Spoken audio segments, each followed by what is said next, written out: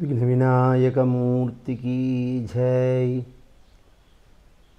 सद्गुरुनाथ महाराज की जय।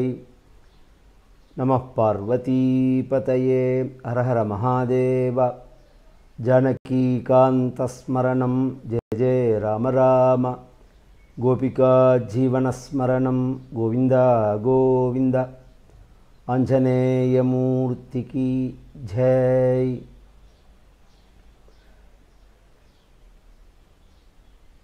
स्मृते सकलकल्याणभाजनं यत्र जायते पुरुषस्तमजं नित्यं व्रजामि शरणं हरिं।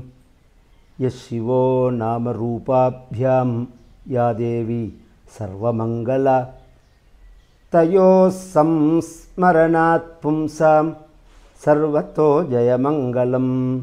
श्रुतिस्मृतिपुराणानाम् आलयं करुणालयं नमामि भगवत्पादशङ्करं लोकशङ्करं। नारायणं नमस्कृत्य नरं चैव नरोत्तमं देवीं सरस्वतीं व्यासं ततो जयमुदीरयेत्। பரம கருணாமூர்த்தியான பகவானுடைய பரம கருணையினால் மனித பிறவையை அடைந்த நம் வாழ்க்கையில் அவசியம் நாம் செய்ய வேண்டியது புண்ணிய தீர்த்தங்களில் ஸ்நானம் பண்ணுறது அப்படிங்கிறது. பொதுவாக ஸ்நானம் அப்படின்னா குளிக்கிறது அப்படிங்கிறது மட்டும் இல்லை, உடம்பு முழுக்க ஜலத்துக்குள்ளே அப்படி முழுகி ஏந்திருக்கிறது. இதுக்கு தான் ஒரிஜினலாக அவகாக ஸ்நானம்னு பேர். சாஸ்திரங்கள்லாம் இதை தான் எல்லா பாபமும் போகக்கூடிய ஸ்நானமாக ஒத்துக்கொள்கிறது. பொதுவாக நாம் பைப்பில் குளிக்கிறதோ தண்ணி எடுத்து தலையில் விட்டுக்கிறதோ அதெல்லாம் இரண்டாம் பட்சம்தான். ஒரிஜினலாக ஸ்நானம் அப்படிங்கிறது அந்த நதியிலையோ அந்த தீர்த்தத்திலேயோ முழுசாக மூழ்கி எழுந்திருக்கிறது. இது சமஸ்த பாபத்தையும் போக்கும் அப்படின்னு நம்மளுடைய சாஸ்திரங்கள் சொல்கிறது. அதுலேயும் விசேஷமாக எத்தனை புண்ணிய தீர்த்தம் இருந்தாலும் கங்கையில் ஸ்நானம் பண்ணுறதுக்கு ஈடாகாது. கங்கை அப்படிங்கிறது பகவானுடைய சரண கமலத்திலேருந்து உண்டானதான ஒரு புண்ணிய நதி. அது விஷ்ணு பாதோத்பவா கங்கா அப்படின்னு ராமாயணம் சொல்கிறது, விஷ்ணு புராணம் சொல்கிறது. கங்கா கங்கேதி யோப்ரூயாத் யோஜனானாம் சதைரபி முச்சியதே சர்வபாபேபியோ விஷ்ணுலோகம் சகச்சதி. கங்கா கங்கேதி கங்கா கங்கா அப்படின்னு யார் யோப்ரூயாத் சொல்லிண்டு யோஜனானாம் சதைரபி யார் 100 அடி எடுத்து வடக்க நோக்கி வைக்கிறார்களோ அவர்களுடைய வாழ்க்கையிலேயே அவர்கள் பண்ணின பாபங்களிலிருந்து அவர்கள் விடுபடுகிறார்கள். முச்சதே சர்வ பாபேபியா. அது மட்டுமில்லை, விஷ்ணுலோகம் சகச்சதி, பகவத் சரணத்தையும் அவர்கள் அடையிறார்கள் அப்படின்னு விஷ்ணு புராணம் சொல்கிறது. அதனுடைய தமிழாக்கமாக வாழ்வார்கள் கங்கை கங்கை என்ற வாசகத்தால். கங்கா கங்கான்னு சொன்னாலே போதும். பொதுவாக நம்மளுடைய சம்பிரதாயத்தில் என்ன பழக்கம் அப்படின்னா, குளிக்கும்போது கங்கை கங்கை கங்கைன்னு சொல்லுவார்கள். குடிக்கும்போது அந்த காலங்களில் பங்கி வரிசையாக உட்காத்தி வச்சு சாப்பாடு போடும்போது தீர்த்தம், இப்போ வாட்டர் பாட்டில் தானே வைக்கிறார், அப்போ ஜக்கில் தீர்த்தம் கேட்பார்கள். அப்படி கேட்கும்போது ஜலம் வேணுமா தீர்த்தம் வேணுமான்னு கேட்க மாட்டான். கங்காமிருதம் கங்காமிருதம் கங்காமிருதம்னு சொல்லுவார்கள். இதெல்லாம் நானே கேட்டிருக்கேன். ஏன்னா அந்த வார்த்தையில் கூட அப்படி ஒரு புண்ணியத்தை தேடிக்கிறதான பவித்திரமான தேசம் இது. அதில் நாம் போய் ஸ்நானம் பண்ணினா, ராமாயணம் சொல்லும்போது கங்கையோட மகாத்மியத்தை சொல்லும்போது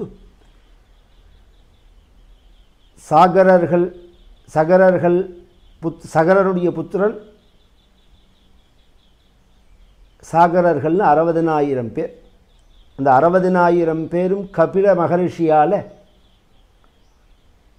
எரிக்கப்பட்டு, சாபத்தினால் எரிக்கப்பட்டு சாம்பலா போக அவர்களை கரையேற்றுவதற்காக பகீரதன் கடுந்தவம் பண்ணி இந்த கங்கையை கொண்டு வந்தான் அப்படின்னு சரித்திரம் சொல்லும்போது அந்த கங்காஜலம் சாம்பலா உள்ள சகரர்கள் மேலே பட்ட உடனே அவர்கள் அத்தனை பேரும் சாப விமோச்சனம் மட்டுமல்ல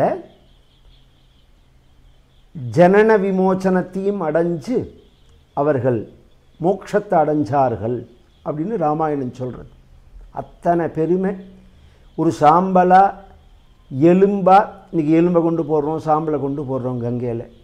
இப்படி பட்டாலே நாம் அந்த ஜலம் மேலே பட்டாலே நாம் மோட்சத்தை அடைவோம்னா உயிரோட உடம்போடு இருக்கிறதே ஒரு தடவை கங்கையில் ஸ்நானம் பண்ணணும். அதுவும் கங்கையில் பல இடங்கள் இருக்குது ஸ்நானத்துக்கு. கங்கை உற்பத்தி ஆகிற இடம் இருக்குது. அப்புறம் வர பாகங்களில் ருத்ரப்பிரயாகேன்னு ஒரு இடம் இருக்குது, தேவப்பிரயாகே அப்படின்னு ஒரு இடம் இருக்குது. அதுக்கப்புறம் ஹரித்வாரம் அப்படின்னு ஒரு இடம் இருக்குது. அந்த இடத்த தான் கங்கை தொடர்றது, பூமியை தொடர்றது. அதுக்கு அடுத்த இடம்னு பார்த்தோம்னா பிரயாகே அப்படின்னு சொல்லக்கூடிய திரிவேணி சங்கமம். அதுக்கப்புறம் காசி. அதுக்கப்புறம் கங்கையானது கங்கா துவாரம்னு. இதெல்லாம் கட்டங்கள். கங்கையில் எங்கே குளித்தாலும் புண்ணியம்னாலும் இதெல்லாம் கட்டங்கள். இதில் பிரயாக் அப்படின்னு சொல்லக்கூடிய திரிவேணி சங்கமம் இருக்கு. கங்கை யமுனை இந்த ரெண்டும் ஒன்று சேர்ற இடம். அந்தர்வாகினியா சரஸ்வதி நதி வராள், அதனால் திரிவேணின்னு பேர். அந்த இடத்துல ஸ்நானம் பண்ணினா ரொம்ப விசேஷம். அந்த இடத்துல ஸ்நானம் பண்ணும்போது அங்கேருந்து தான் ஜலம் எடுத்து நாம் வீட்டுக்கு கொண்டு வரணும். வீட்டுக்கு கொண்டு வரதோ அல்லது ராமேஸ்வரத்தில் அபிஷேகம் பண்ணுறதோ அங்கேருந்து தான் பண்ணணும். தெரியாதவர்கள் காசியில் எடுப்பார்கள். காசியில் தொடவே கூடாது ஜலத்தை. ஜலம் இல்லை, காசிலேருந்து எந்த சாமானுமே எடுத்துன்னு வரக்கூடாது. அது எல்லாமே சிவ சொத்து. அது அப்படிங்கிறதுனால அதுலேருந்து எதையுமே நாம் தொடக்கூடாது. இந்த இப்போ நான் சொன்ன பிரயாகேல தான் ஜலம் எடுக்கணும். அந்த பிரயாகேல ஸ்நானம் பண்ணும்போது சங்கல்பம் உண்டு. பொதுவாக சங்கல்பம் சாத்குண்யம் அப்படின்னு சொல்கிறது. நான் பண்ணின பாபங்கள்லாம் எனக்கு போகணும் அப்படின்னு சொல்லிவிட்டு சங்கல்பம் பண்ணிக்கணும். அதுக்கு அனுமதி கொடுக்கணும். அதை செஞ்சுட்டு அந்த பிராமணால்கிட்ட தட்சிணை கொடுத்து நமஸ்காரம் பண்ணி நாம் ஸ்நானம் பண்ணிட்டு வரத்தே நம்மளுடைய பாபங்கள்லாம் போகும் அப்படின்னு. இந்த சங்கல்பம் நார்மலாக நாம் தட்சிண பாகத்தில், தட்சிண இந்தியாவில் பொதுவாக இந்த திராவிட தேசங்கிற பற்றியில், திராவிடம்ங்கிறது ஒரு இனம் இல்லை, தேசம். அது திராவிட தேசங்கிறது தென்னிந்தியா முழுக்க குறிக்கும். அது ஏன்னா தென்னிந்தியா முழுக்க 3 முக்கோணமாக இருக்குது, 3 பக்கமும் சமுத்திரம் இருக்குங்கிறதுனால அதை குறிக்கும். அது பஞ்சதிராவிடம்னே நம்மளுடைய புராணங்கள்லாம் சொல்கிறது. அந்த திராவிட தேசத்தில் நாம் ஏன் இதை திராவிடம்னு பிரிக்கிறார்கள்னா, விந்திய மலைன்னு ஒன்று, அந்த விந்திய மலைக்கு தட்சிண பாகத்தில் இருக்குது. பொதுவாக விந்திய மலைக்கு உத்தர பாகத்தில் உள்ள பிரதேசங்கள் தான் கர்மபூமின்னு ஒரு காலத்தில் புராணங்கள் சொல்லி, அதன் பிறகு பகவத் அவதாரங்களுடைய காலத்துக்கு அப்புறம் தட்சிண தேசத்தையும் கர்மபூமி அப்படின்னு ஏற்றுண்டார்கள். இதெல்லாம் ரொம்ப ரொம்ப பழமையானது, சமீப காலத்தில் உள்ளதில்லை, லட்சக்கணக்கான வருஷம் முன்னாடி நடந்த கதைகள். தென்னிந்தியாவில் அநேக க்ஷேத்திரங்கள், அநேக புண்ணிய நதிகள். இது பவித்திரமான தேசம். வட இந்தியாவில் நாம் பண்ணிக்கிற சங்கல்பத்துக்கும் தென்னிந்தியாவில் நாம் பண்ணிக்கிற சங்கல்பத்துக்கும் வித்தியாசம் உண்டு. வருஷமே மாறும். அப்படிங்கிறத ரொம்ப பேருக்கு இங்கே உள்ள சங்கல்பத்தை அப்படியே சொல்லி ஸ்நானம் பண்ணுவார்கள் அறியாமையினால். அப்படி இல்லை, அங்கே சொல்லிக்கிற சங்கல்பம் அப்படிங்கிறது தனி. அது அந்த சங்கல்பத்தை விரிவாக நாம் சொல்லி, அந்த சங்கல்பத்துக்கு இது எப்படி பண்ணணும்னா, முதல்ல இறங்கி ஒரு ஸ்நானம் பண்ணிவிடணும். சாதாரணமாக பண்ணிவிட்டு அப்புறம் சங்கல்பம் பண்ணணும். சங்கல்பம் பண்ணி முடித்ததுக்கு அப்புறம் 3 தடவை ஸ்நானம் பண்ணணும். ஸ்நானம் பண்ணிவிட்டு அப்புறம் அங்கேருந்து ஜலம் எடுத்துக்கணும். இது ப்ரொசீஜர். இது அப்புறம் தீர்த்த சிரார்த்தம் பண்ணுறதோ மற்ற பிதிர்காரியங்கள் பண்ணுறதோ அதெல்லாம் தனியாக உள்ளது. இப்போ உள்ள இந்த விசேஷமான சமயத்தில் கும்பமேளாவில் நாம் ஸ்நானம் பண்ண போகிறதே இந்த சங்கல்பத்தை சொல்லி ஸ்நானம் பண்ணணும் அப்படிங்கிறதுக்காக ரொம்ப பேருடைய ஒரு ரெக்வஸ்ட்டு, இந்த சங்கல்பத்தையும் நீங்கள் சொல்லிடுங்கோ அப்படின்னு. அதுக்காக அந்த சங்கல்பத்தையும் நான் சொல்கிறேன். அந்த சங்கல்பம் முடிஞ்ச உடனே இது அப்படியே இந்த வீடியோவை இதோடு முடிச்சுட்டு நான் சங்கல்ப வீடியோ தனியாக சொல்கிறேன். அதை நீங்கள் வந்து கேட்டுண்டு அது திருப்பி சொல்லி ஸ்நானம் பண்ணணும். ரொம்ப விசேஷம் அது. சத்குருநாத் மகாராஜ் கி ஜெய்.